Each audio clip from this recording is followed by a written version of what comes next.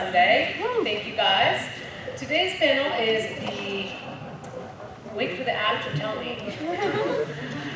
In a global world with many languages, there's a science to translating words and an art to keeping the soul of the story. This year, we will explore what that means and how people can go about this delicate and tricky work.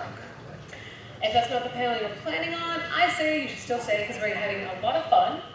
I also want to do a shout out to the Happy Little Bucket over here.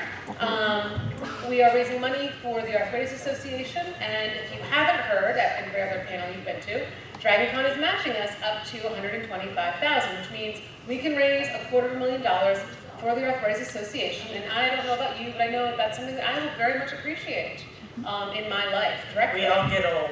Yes. Without further ado, I'd like to introduce our panelists and tell me who you are and in a sentence or two, because I like trying to keep it straight. What is your relationship to translating? Do you want to start with us, Jay? Sure. Hi guys, I'm Boyce. I write Lit RPG. I also started as an editor, editing web novels from Chinese and Korean into English. So I was usually working with an editor or working with a translator who would do it, and then I would try and make it actually easy in English. Hi everybody, my name is Wong. I write Ciencia, Lit RPG, and a lot of other random genres. I speak one language fluently and 3 others really badly.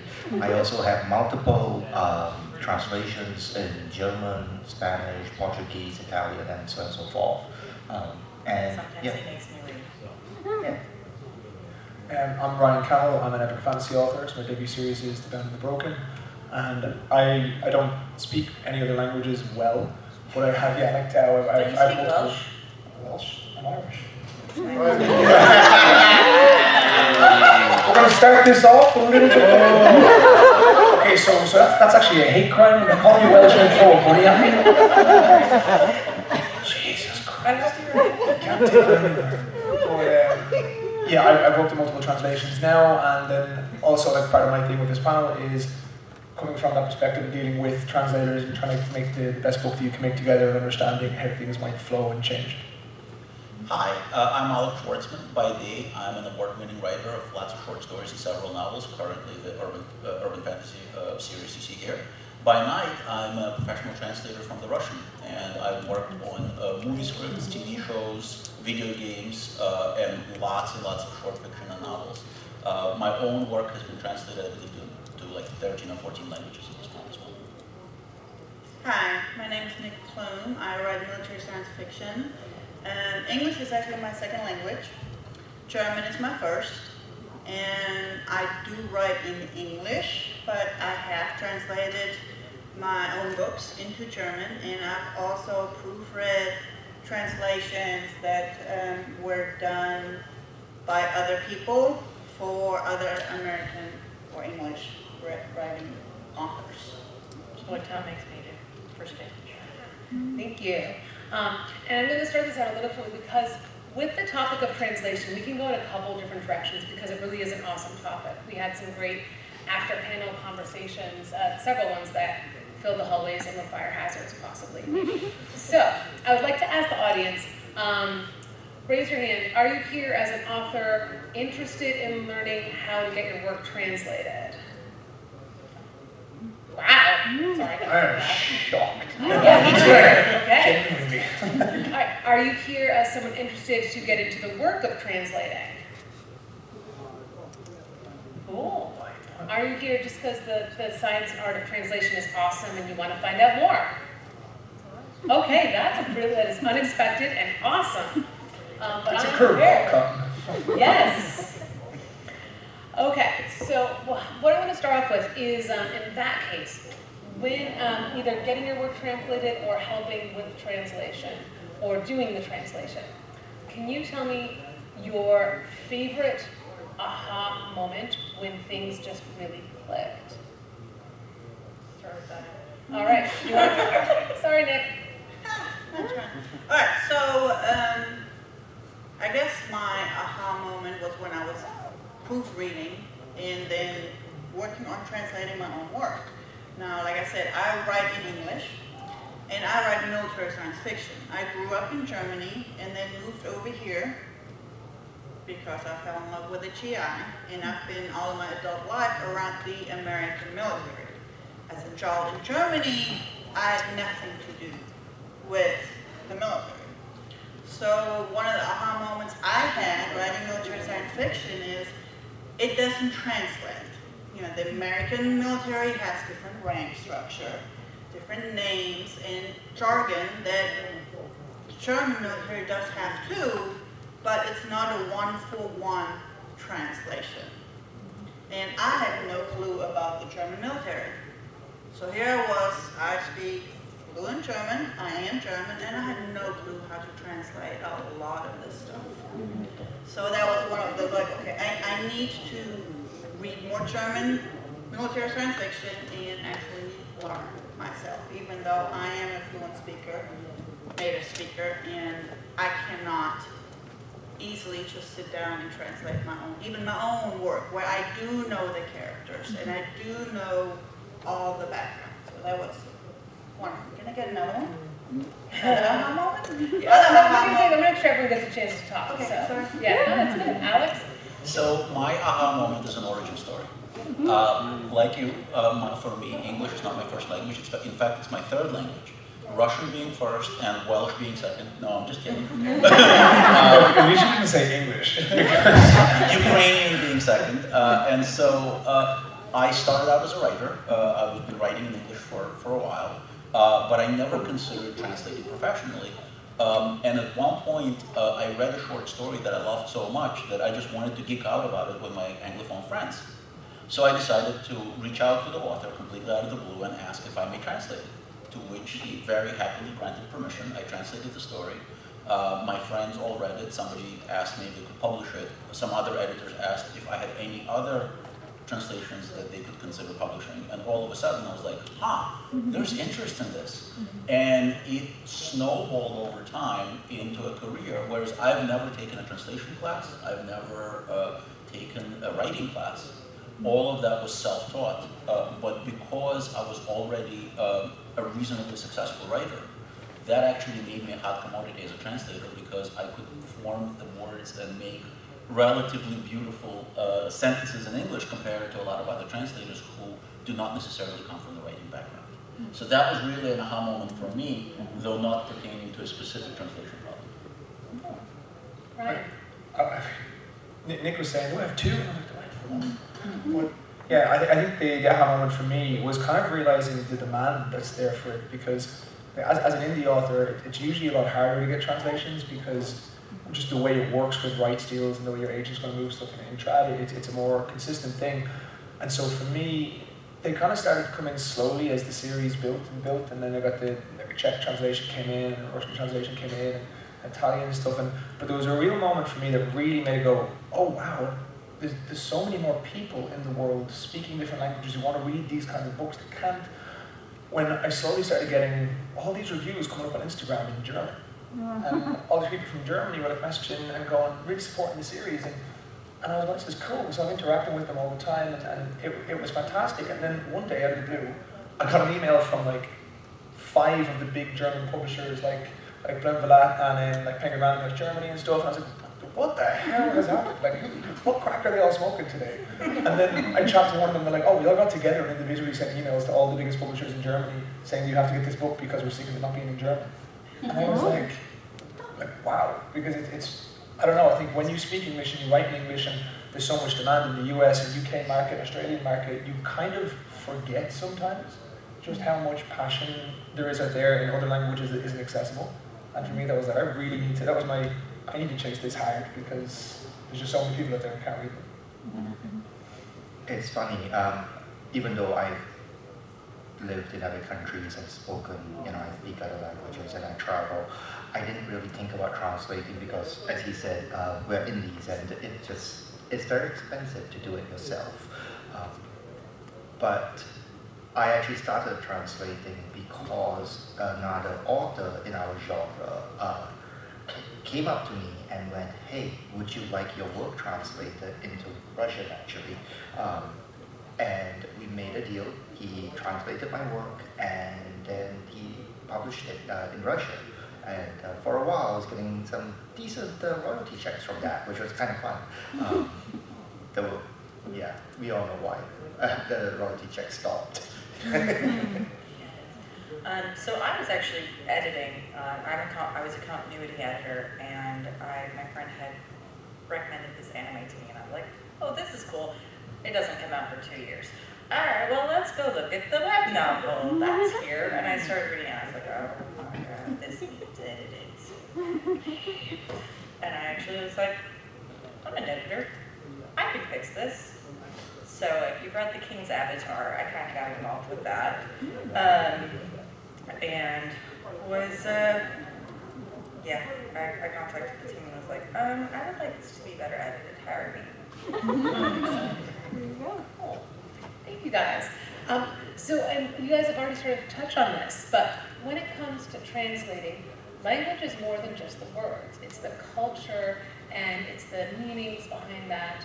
So as you're working with translation, or as you're editing things that have been translated, what are, and I'm trying to keep this short because I know there's a lot to do.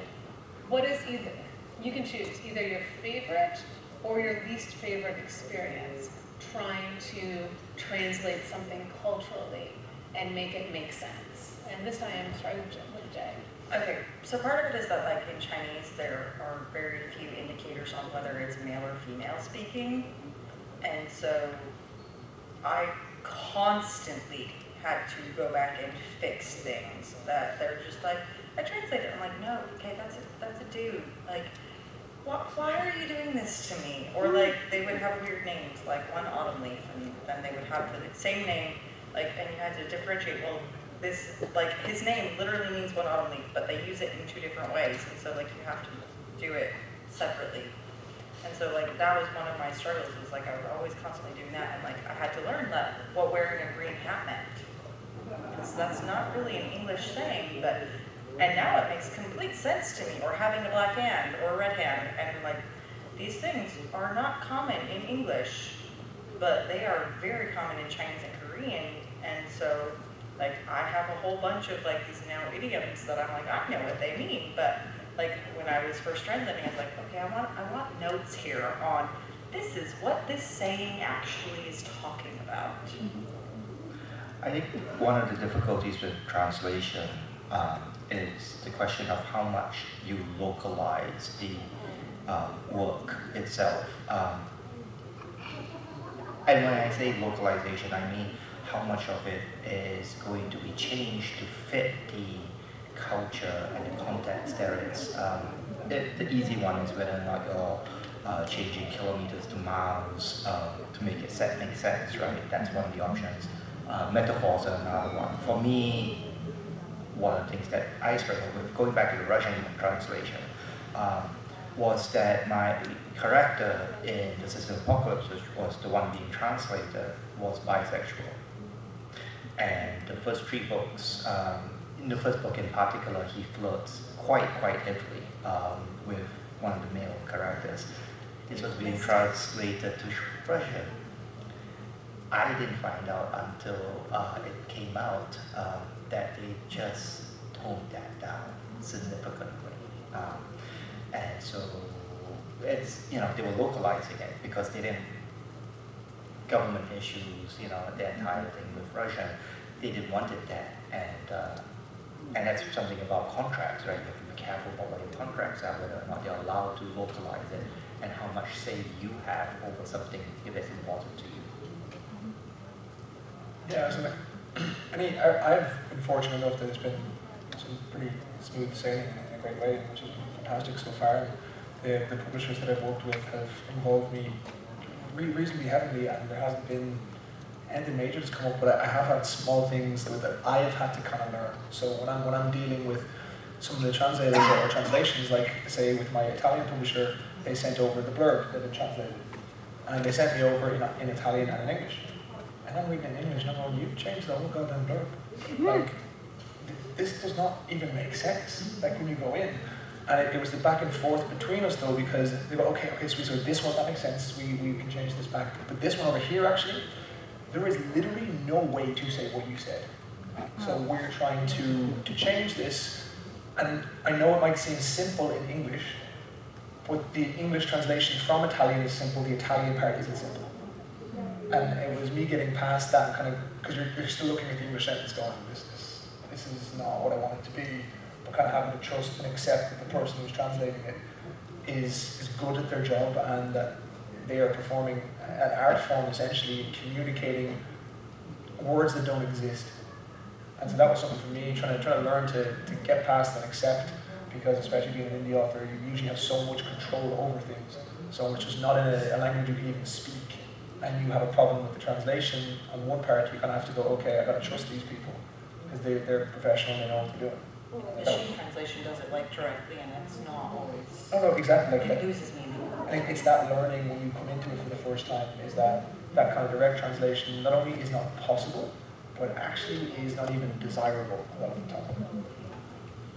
So my favorite thing about working on literary translation projects is when it's a really difficult text to work with, because if it's not challenging, it's not fun. So it should come as no surprise that my favorite translation bit was when I took on a story that is a magical realism story about a young boy who influences reality by handwriting notes and misspelling things intentionally. The title of the story in Russian is Без названия, which translates, if you spell it correctly, it means untitled. If you change one letter, it means demon of the word. So the word без is a demon, but the word без is without. So, and this actually appears on a note that he writes at some point, so I couldn't just change the title and forget about it. I had to figure out how to relay that in English. And so my solution to that was to name the story Untilted, and actually reference the tilting of the world, which kind of something that the author already sort of mentions in passing, and I leaned into that a little bit heavier to make the title make even better sense. That actually put me on the map among our translator community, because several people loved that story, but nobody would be willing to translate it, since it's literally filled with puns and intentional misspellings. I've translated it. It was published in Apex magazine and printed in Samovar. So it did really, really well, and I'm very proud of having that on my resume. I love that, because it's literally the inverse of what I just said. Yes, it's the opposite. And that's just a pretty good answer. Yeah, mine is a little bit along both of yours, because I only have experience with German and English, and there's so much that does not translate. You have, sayings that you can translate word for word, and they will mean the exact same thing. However, the Germans will not get it, because they're very literal, and it's like trying to find the right wording to bring across not what was said, but what was meant. And since she was asking about pet peeves about translations, and that was one of the things for a while I was proofreading for a translation company, and I had to stop because they were always going for the good enough. And I was going, you are totally missing what the author meant. And half the time I was going, okay, can I talk to the author? Because what I'm reading, I was reading both English and then German, trying to get it, and I was going, okay, I think he meant something totally different than what is translated, and it's not coming across. So, in my opinion, there needs to be a collaboration with the author for the translation to be able to get, because it's more than, a story is more than words. There is meaning behind it and intent behind it, and I'm thinking the important part for the translation is to get that. The actual message, the feeling that the author is trying to translate. And sometimes you have to, like you said, you have to use the title or whatever total different, that once you translate it back into English, the author would say, that's not what I was saying, but it brings across your intent.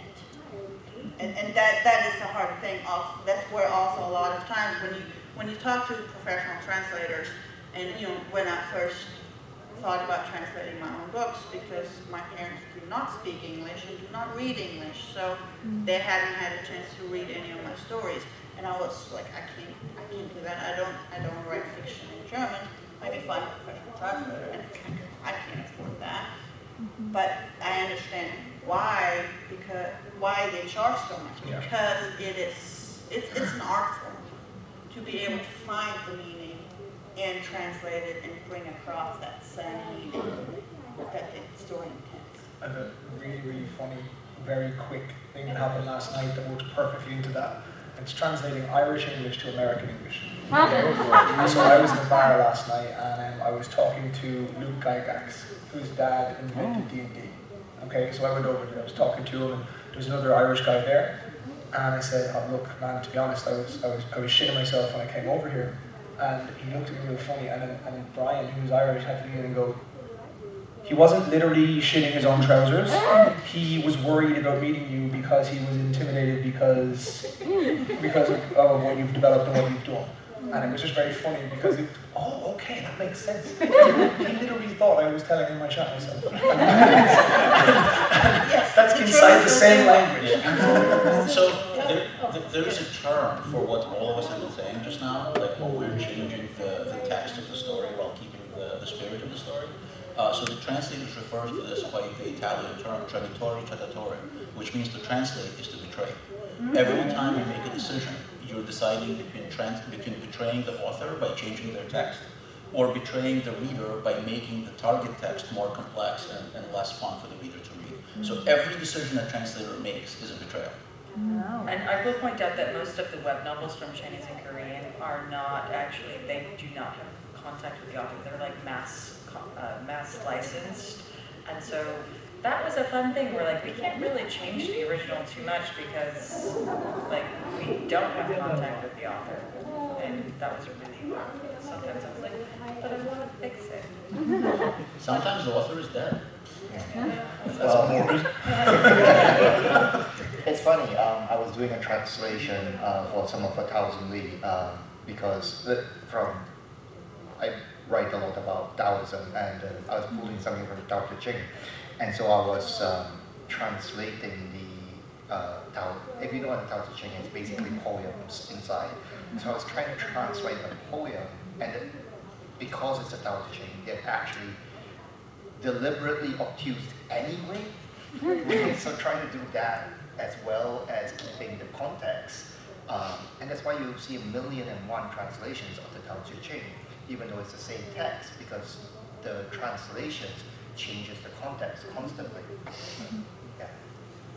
So one of the things that you guys said that, especially Brian brought up, that was on my list of questions, is when you're doing a translation and you've got specific regionalisms, like, so I'm from Massachusetts, and we say you're shitting me, and I, you know what I mean? Like, not bad. But other parts of the U.S. don't have that regionalism. So when you have like in an urban fantasy or in some of the when you've done a good job of world building and you have different cultures in your world, and even looking at military versus civilian, when you have those changes, like all the characters are speaking English, or whatever the tongue is of the book, but you've got those regionalisms, and you want to show those regionalisms, those differences in another language. What are some of the things that you had done or seen done well in that? And I'm gonna start in the middle with Ryan, since you. I'm definitely not sure the answer right now. Okay. Anyone want to take a quick? Anyone on the panel want to jump on that? Sure. So a lot of the time, you can find a localized version of what the author was talking about. I'll give you an example that's only slightly different from that. Let's say that you're translating from English, and you have a phrase in the text that says, and then he took off like the Roadrunner. So all of you know who the Roadrunner is, right? All of you know the cartoon character. If you translate it literally, then it's just a bird. And somebody in a different culture, somebody reading this text in Russia or China or the Philippines, may not know that character. So what do?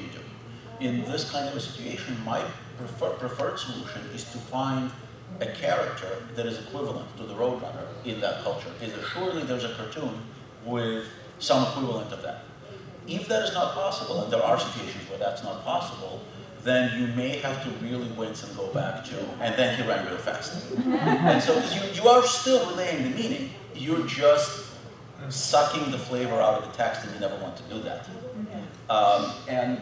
You can also, if people are talking in kind of a funny way, or talking with an accent, or using regional slang, there's always a possibility of using some sort of regional slang here. One of the things that I've done was, at some point, I chose to use, I want to stand him a drink, instead of I want to buy him a drink, because it sounded, everybody would understand it, but it's more, I believe it's more of a Britishism. Like, is that something that... Yeah, so that... We're not British. Well, no, maybe in Ireland as well. I don't know. No, it's not. Okay, but so over here, all the editors wanted me to change it to buy him a drink. And I'm like, no, that I intentionally used I want to stand him a drink because A, that is a phrase that's occasionally used, and B, the character in the original text was not using standard phrasing either. So you find the solutions like that. Yeah, I agree with that. I had a little bit different. I wrote a short story that took place in my home region in Germany, but I wrote it in English. So when I wrote the short story, I was the character was going into a local dialect to show that he was local. And so the way I did it is I threw pronunciation of Deep South English in there when he was actually speaking. I mean, yes, I put the mental thoughts in there that he's doing this because he wants to point it out. But yeah, I mean, it made no sense for me to use a Hessian dialect because it doesn't exist in English. So I used the equivalent over here that it's not High English, American, whatever, or Northern, but I use what it's pronounced down in that deep Alabama that I've heard before, and I use that to actually go for that. Okay. So for the system of, I think one of the issues is how deep you want to localize it and what your POV is, right? For the system of apocalypse, it's a first-person present POV. So it makes very little sense to try to localize it to a, for example, German dialect that is, and so changing, calling someone a Surrey boy. He would call someone a Surrey boy because he's Canadian, right? And you're deep inside his POV. It makes no sense to change it to the local equivalent of the the Bronx or whatever it is that you're trying to do.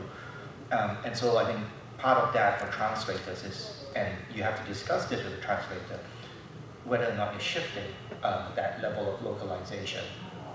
The other side of the equation as well, talking about metaphors, is there are, especially for Chinese, a lot of the metaphors that are used are deeply embedded in historical context. There's some where if you use a phrase, and of course I'm blanking out of them, but if you use certain phrases, it makes sense to someone who's grown up in that culture because it relates to a certain event. Oh, cutting off the left sleeve of, cutting off your sleeve of your left sleeve. That's a metaphor. It makes no sense to anyone else, but it's a historical event about gay love and how deeply someone loved another person. Well, and I was going to say, in web novels, that's one of those things that we actually had the option where I really liked, where we would use footnotes. So like, the first time wearing a green hat came up in the story, we would have a little footnote that says, hey, wearing a green hat means that you don't know your partner is having an affair. Like, that's just one that's really super, super common in all of Chinese literature for some reason. It's a very recent one too. Yeah, but like, and that's the thing, like, as an American, before I started reading all of this stuff, if somebody was telling me like, oh yeah, he's wearing a green hat, I would have been like, what? Like, cool, his hat is green. Like, what does that mean? It'll be like So like, having footnotes in that context was actually really nice because I got to learn something about their culture because it is deeply embedded in cultural things, and I think it's because of the army, and like the army would go away and with their partners there would like at home would be having an affair and things like that. And so there's deep cultural context on it that I had to I read up and learned about. I don't remember all of it, but like that was one of those things that I was like, okay, and it kind of gives you insight into the culture that you didn't, which I actually like. So like, one of those things is I'm glad we didn't change it because it allowed me to learn more about the culture. So the thing about footnotes is that a lot of us are reading ebooks and listening to audiobooks, and footnotes really do not work well for those formats. Right. So my personal view on it, and I'm sure there are other valid ways to do it. My personal view on it is to absolutely avoid them as much as possible. What I would have tried to do in this case is introduce that information into the text as exposition. Yeah. So to avoid the footnote. I believe in all the fiction that I've translated, I've used one footnote ever. And I just could not really works in web novels, but like, it worked really well in that format, and people are really used to it. Yeah, like I said, this is just my. I may be in a minority. There's other translators that use footnotes more freely. When I work on text, I will try everything else first, and then only go to the footnote. Like if there's just no other way. So that actually leads me to my next question that I was going to have, which is how the medium into which you're translating affects what you translate, such as if you're doing a web novel, if you're doing it in an audiobook, or if you're doing it in something that's primarily ebook. And I kind of, if I can work it in, because Game Lit and RPG Lit also has like stat sheets. So how you work in those when you're translating, if you can fit both those in, great. If not, however you want to tackle that. How does the medium and that medium affect the way you translate? I'll talk about web novels just a little bit more in that one of the things about like Chinese and culture that I have learned through my web novels is that they do like live streams of everything, and they have bullet streams, and those bullet streams are like our comments, but they're like running on top of the video, and it like weirds me out because I'm like, why would you want to do that? But one of the things about all of these web novel sites is that it is super popular for people to be able to like make little comments in the text for all of the rest of the fans on that website to see. And so like there are all of these like comments, I had to turn them off because they drive me crazy. But other people really love, like they interact with the other fans on the web novels, and I'm just like, it is one of those like cultural transitions that has happened, and I'm like, oh, that's cool. I hate it, but it's like really interesting to see. I don't know. I've lost my train of thought. That's cool. Well, stat sheets are pretty easy. I mean, the role-playing games exist, and video games that have stats exist across most languages. So there's already an established like terminology that you would use, so you don't have to make up your own. So I don't think that's the challenge. The biggest challenge when it comes to that sort of thing is if you're translating subtitles or dubs, which are actually two completely different jobs and are usually done by two different teams. The problem with those is that you have to match the text to the runtime on the screen. So if the person is speaking a language that is much more compact than English, then they will say their phrase in, let's say, like 4 seconds, and then you have 4 seconds worth of English text that you can use. So your dub is going to actually look different from your subtitles. So if you ever watch a Netflix show, you will notice that a lot of the time, what the character says and what's written in the subtitles are not the same text. And sometimes one translation is better, sometimes the other translation is better. And this is because it is almost never done by the same people, and they have a completely different set of requirements. For the subtitles, again, they have to stay on the screen for the length of the information, but you have a little more leeway. And you also need to kind of make sure that the text fits, because if they're speaking very quickly and there's a wall of text, you have to cut it down. So those are the things that are really, really, really challenging, and all sorts of interesting things come into play there that you don't have to worry about in novels. I actually have never run into that, so I guess because I'm just translating English to German and only books, So I don't, but what you just said absolutely makes sense, because I know to say the same thing in German as in English takes many more words. So that makes, you don't have the same space in there. And I also know it from watching movies when I was growing up, and now 20 years later, 30 years later, I'm watching the same movie that I hadn't watched since I was like little, and I'm watching it the first time in English, and I was going, they are saying something totally different than what I remember, because they had to adjust it to screen time. So that makes absolute sense. Having to pay for German audio, I completely agree that it runs longer. Because, yeah, my German translations are so much, audiobooks translations are so much more expensive than my English ones, because they do run longer by a few hours quite often. I don't really find the same issues. Once your text is translated, switching it into audio isn't a big issue. Other than footnotes, footnotes are a pain and a half to do it in audio. Yeah, they would not work. I was completely off topic. We'll talk about that. Okay. Anything else on that? Not much for that. Like I find like the issue with trying to decide footnotes seems like it's its own thing. But besides that, I find like when it comes to writing for the different mediums, that usually happens in your original text. So a lot of the time you can almost tell that some people write for audio, and there's other people, depending on how you've done. For instance, one thing that I did before thinking of audio is when I have internal thoughts with the writing, I don't actually, because it's always to the point of view, and they always have, they're speaking. But the problem when you translate that to audio is, depending on your narrator and how good your narrator is, they could accidentally make it sound like they're speaking out loud instead of thinking.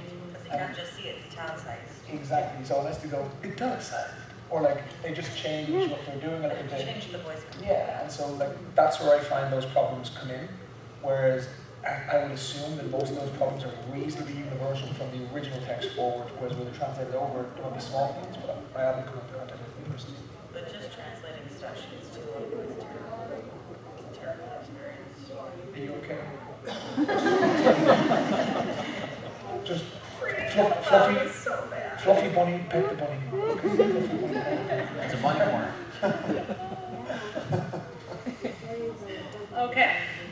So to lighten the mood,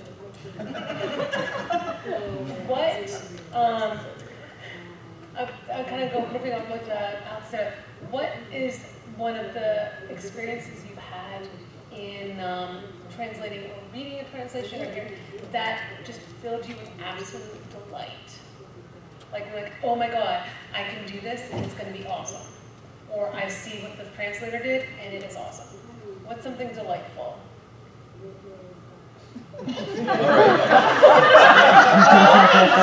Most of this has been heard. I got you guys. Okay. So, this is another story that I translated fairly recently, and I'll explain why it was delightful. So, this author, his name is Leo Kaganov, who is sort of like the Russian version of either Robert Shackley or Harlan Ellison. He has definitely a reputation for being a little prickly and a little enfant terrible. So he wrote the story about, very much an anti-war story about resisting an alien invader, which was an excellent story and was given an award in the Russian language. And right after he received that award, information got leaked on the internet, most likely directly from him, that the first and the last scenes of that story contain an acrostic. You guys know what an acrostic is? Yeah. It's when you basically make the first letter of every line makes a sentence. And then the acrostic in Russian read, "Glory to Ukraine, glory to the heroes." This is a very dangerous thing to do when you're writing and living in Russia. So that award was taken away from him. There's a lot of people out over there essentially trying to cancel him. And of course, his response to that was to go up on his very popular blog and say, "Oh, how did that happen? What an amazing coincidence." So I translated this story into English and then maintained the acrostic in English. And at the end of the story, the story was published in Asimov's magazine, so you can go and read it. It's called The Rattler. It came out earlier this year, and at the end of the story, I put a footnote and explained this whole thing very briefly and said, and by an even more amazing coincidence, the acrostic just stayed in the English version too. So that was a truly delightful moment, and kind of thumbing my nose, Putin was very nice. That is awesome. Okay, with that, we've got 20 minutes, and since it's such a, do you guys mind if I open up some questions? Oh, 100%. All right, okay, who would like to come up? All right. No, he's just gonna. Okay, the wireless mic. All right, who has questions for the panel? Yes? No, wait, No. Yeah, so, yeah, I'm pointing, but come up and please use the microphone. And if there's a Make reason. a line. Yeah. If you guys want to form a line, that way we'll, go a Yeah. little faster. And also, you burn extra calories when you're standing up, which means you can eat more and drink more later. So, aside from translations that you have worked personally on, or translations of your own work, what are works that you have seen translated that you were super impressed by the translation?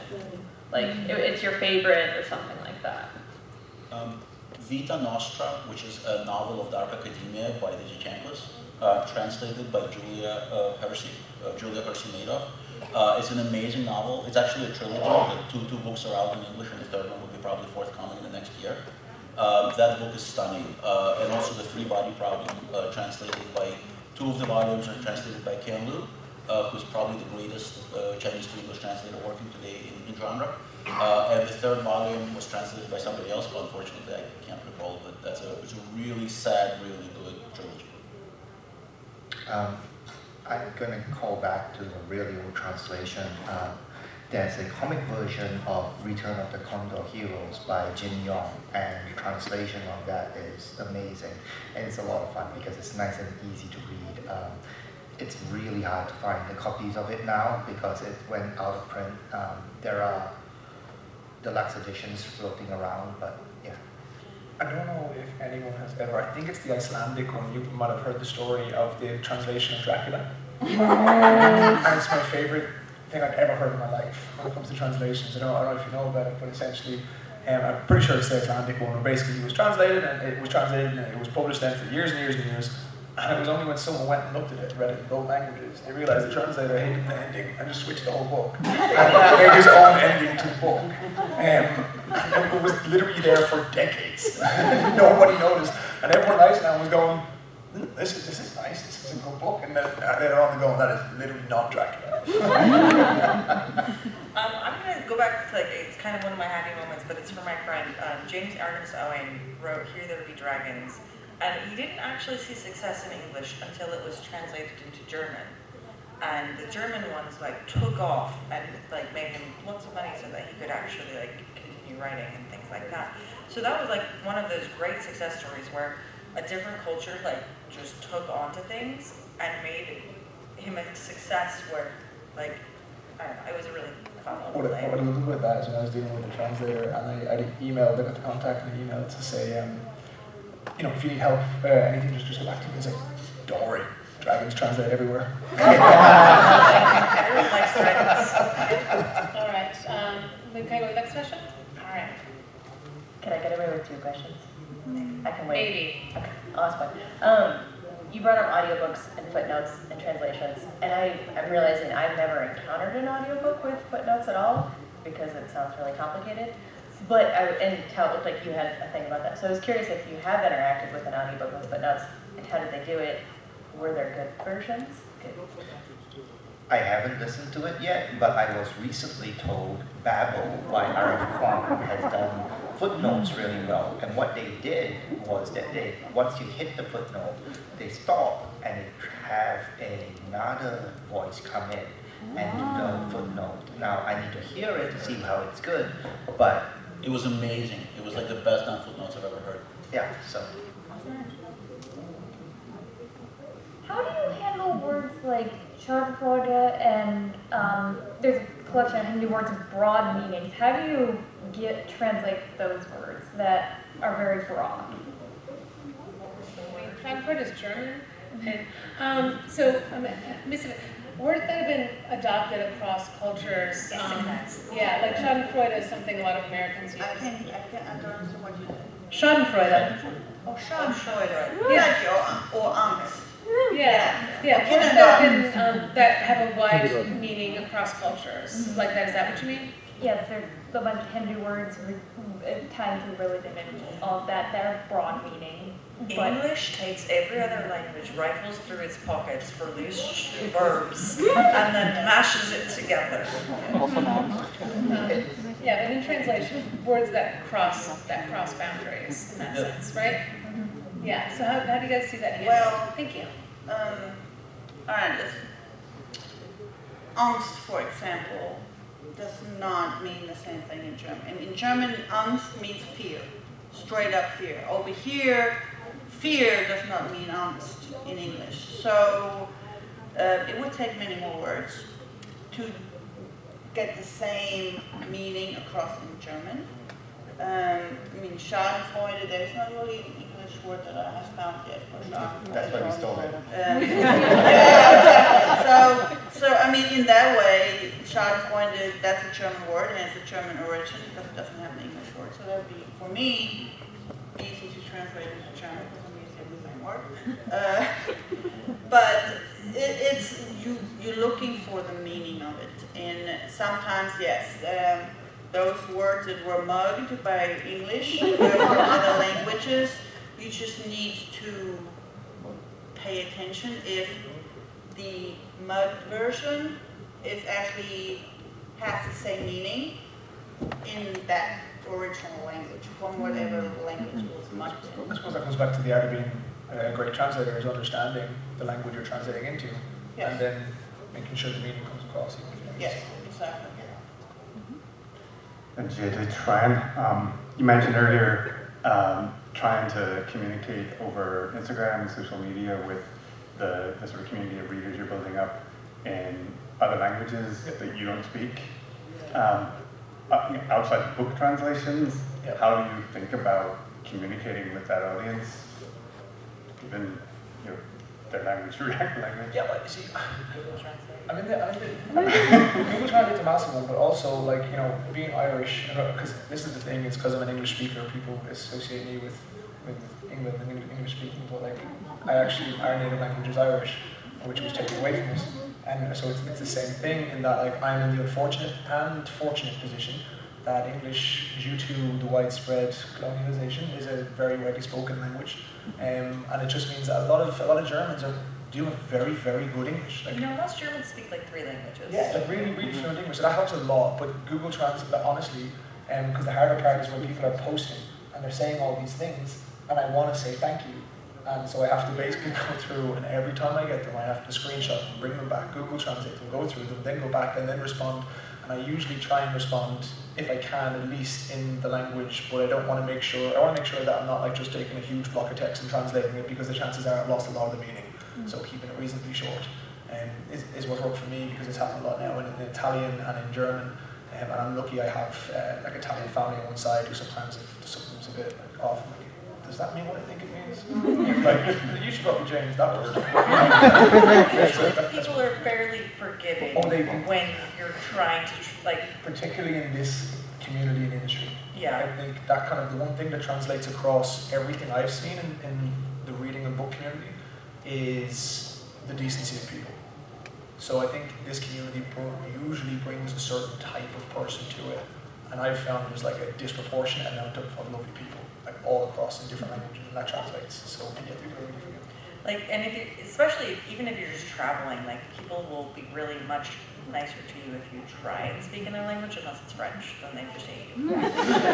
Only in Paris. And with social media, it does translate it for you. So, for example, all the from other countries, if you post in English, and then they will see your English original, depending on the setting of the social media platform, it will either automatically translate it into their language, or they have the option to hit that button and then get an AI translation, which might or might not actually translate correctly. I've translated some of them, and I've read the post and gone, there's absolutely no goddamn way that's what they say. No way. Thank you. So I was going off of what you said about the green hat. Is there any other phrases that you came across, or what this for all you guys? Any phrases that you came across where you just like, what is this? But then it made sense after you kind of did your own research? Red-handed, black-hand. Looks like lucky and unlucky for like when you're drawing things. And part of that is like they give red packets for Christmas and like New Year's End. Like red packets are like their celebratory packets. That company from Japanese translations, I have no clue what that was until I did some research, and that's a very cultural, context-related thing for Japan. Right? For those that don't know, it's companies that want you to death for very little money. Oh yeah, it's white companies too, yeah, for sure. So there's all sorts of phrases like that. There are, for major language pairs, there are something called idiomatic dictionaries, which basically just explain every idiom. And a good translator, they're usually pretty expensive and they're not like on the web. So you have to buy a physical book and it's like $70, at least like that's how it is with the Russian language.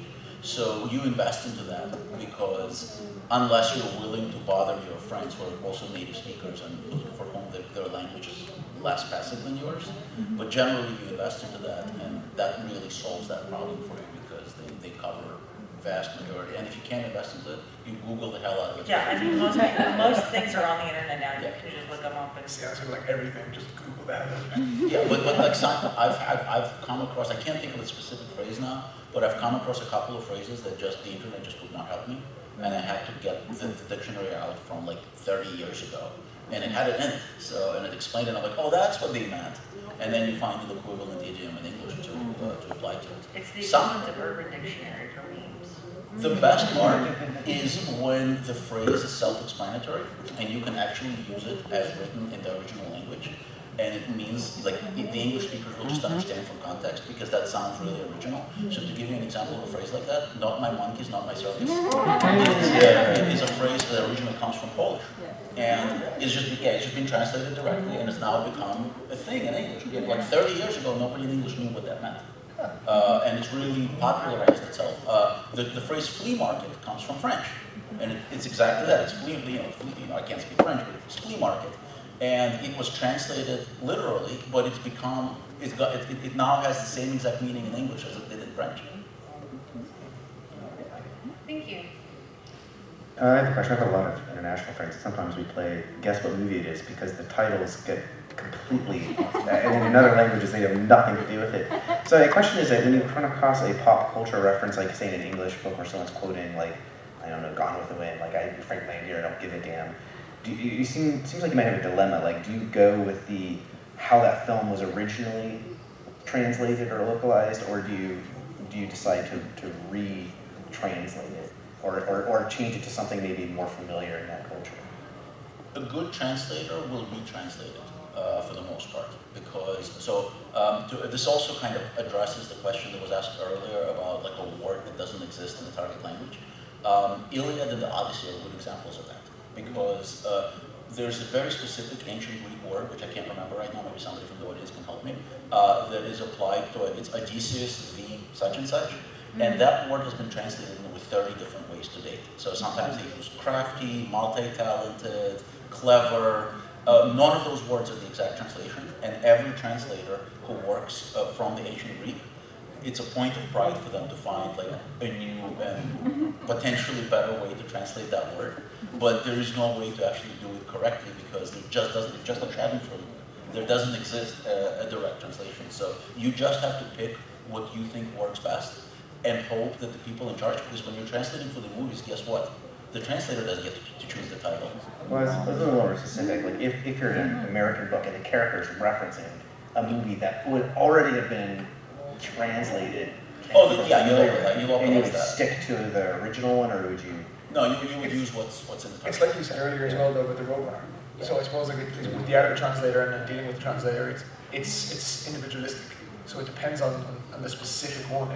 If translating it at that time, just directly because it's already been done, makes sense in the area you're translating it, then they would do that. But if they think, okay, that's been translated but it's not very popular, and this country wouldn't know that reference, I would hope that the translator that I'm working with will be able to look at that and go, okay, I know what they're saying, I know why this reference makes sense, is there a way for me to get the same feeling? And it might not even be a reference to a movie. They might have to change the text, but you just try to say the same thing. And so it depends, like, if the film that's been translated is popular in that region, if people would get it, because you might translate it directly and people still won't know. So, so we have 5 minutes, so I was going to say, is it a quick question, the last person? Okay. But I wanted to side note that. Yeah. When I was translating King's Avatar, we first started with the novel, the web novel, and then I also worked on the manga. And then we got the anime and the live action television series, and I was so mad because they didn't just use our translations. I was like, we tried really hard and yours kind of suck. Welcome to my world. Welcome to my world. Thank you. So maybe I'll ask for the very short version of what you think about this. So, Tal, I feel like you touched on this just a tiny bit earlier with the Tal Kachin. How do you approach translating something that's like a song or an epic poem or something like that? Do you, like, what, as a translator, how do you approach it? Is it just trying to follow a similar structure, give it the same type of rhythm as the original, or find a similar type of thing in that culture? Poetry is really tricky, and I personally don't specialize in it, so I can't speak. I'm speaking a little bit out of school, but the translations that I've read generally will throw away the actual text and focus on the feeling and the tempo and that they're trying to evoke, and only kind of vaguely follow the same text. But again, having said that, Convey the meaning, not a not poet, the not a exact. poet. You read the Taozi and there are 30 plus translations. Ursula K. Le Guin's translation of it is actually 70%, 80% of what I like. So, you know, but it's so hard, right? You're trying to, you can do a direct translation of something like that. No, you can do a direct translation of it, but then you sometimes lose the context. Or you can do, I think it's up to the translators. There's so many variations. At least I've seen that in many ways. I'm actually so mad at the Louis translation because she doesn't speak Chinese, didn't speak Chinese. So it wasn't a translation. She literally, somebody like read that to her, had to read what the text said, and she did a reinterpretation of it. Jay and Nick that's why wanted it's to, like looks like they both want to say something too, so I'll give some time to them. No? Anything else to add, Jay? Nick? I got for, of course, it's coming from European to American. If it's modern, like because you were mentioning songs, like a pop song or something like that, and there's humming or singing, like AC/DC or something like that, and I would translate into German. I would leave the original language because that's what the song is known as. I wouldn't translate that part. If it's something like that's pop culture and that's gone across. So, which is, yeah. But the same thing like with the military, I'm a very much a component when it's military science fiction. And the author used the like American or British Army as the basis. I'm not gonna translate the ranks into German military ranks because then it makes no sense because there are ranks that don't exist in Germany. So people have done it, other translators have done it, but for me, I would think it makes more sense because the Germans will know this is an American written novel and that's what it's based on. So I would use the first version and not the German equivalent. Thank you. Thank you. All right, real quick, panel. Does anyone have a favorite question that they want to give the asker a set of Katie Cross books for? My favorite was the one about the untranslatable words. The what? Untranslatable words. Untranslatable words. Yes. Okay. We'll go with that. Yeah, Schadenfreude. Schadenfreude. Who asked about Schadenfreude? I was just shouting Schadenfreude. There she is. Would you like to have some books? Thank you guys for coming. Thank you guys. Now stay speaking. Essentially Stocky, our awesome panel. I'm going straight over to the I can Marriott. stalk you in real life. To do another panel right now. That's Dungeons, Dragons, and High Fantasy. And then I also have the Lit RPG Extravaganza right after that. And then I also have another panel tomorrow morning that's anything for my sister, an arcane panel. So, All right. You can find me at the Lit RPG Extravaganza. Afterwards, I also have a signing at the Missing Volume on Monday at 1 p.m. inside the vendor hall. And you can find me at startpublishing.com if you have questions about any of this. I also have bookmarks to give away if you want them. And you would have been able to find me tomorrow at 1 o'clock if I hadn't realised that I'd accidentally booked the wrong flights and I'm flying out to Texas tomorrow morning for 5 minutes before my panel. Because I have an event over there. So that's unfortunate. But I will be at the extravaganza, and my name is Ryan Cahill, and you can find me. My favourite thing ever was when I run into my mom and say, "Mom, you can Google me now." That's so cool, but we don't really care. My next panel is literally here in this room in 30 minutes, which means for the next 30 minutes I'm available to answer follow-up questions. I also have business cards here, and if anybody's interested in my own writing, I have extra copies of these books that you can get signed, so please help me not bring them on a plane. Alright, I don't have any more panels since I was pulled up here by Trisha, but I like to hang out in the West End at the bar, so that's where you'll be able to find me tonight. I do have bookmarks and business cards, so if you're interested in checking out my writing or want to get in contact with me, you can do that through these. All right. Thank you all very much. Thank you guys for being an awesome audience. Thank you to the Fantasy Track. And please, if you have any spare change, donate to the Arthritis Association. Have a great rest of your Dragon Con, everyone.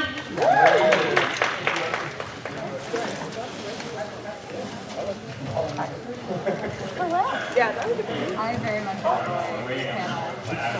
I'm waiting on the board. Yeah? Whoa, in Deutschland. In Mannheim. That is where I'm from. Ich come from Mannheim. Yeah. I'm on tour for 6 weeks. Yes. 6 weeks. Yeah.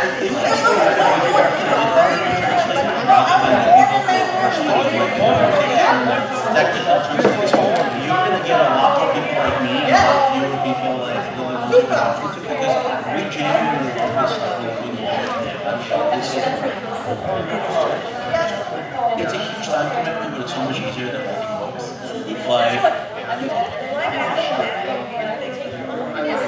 Yeah, and this is, and in a way, it's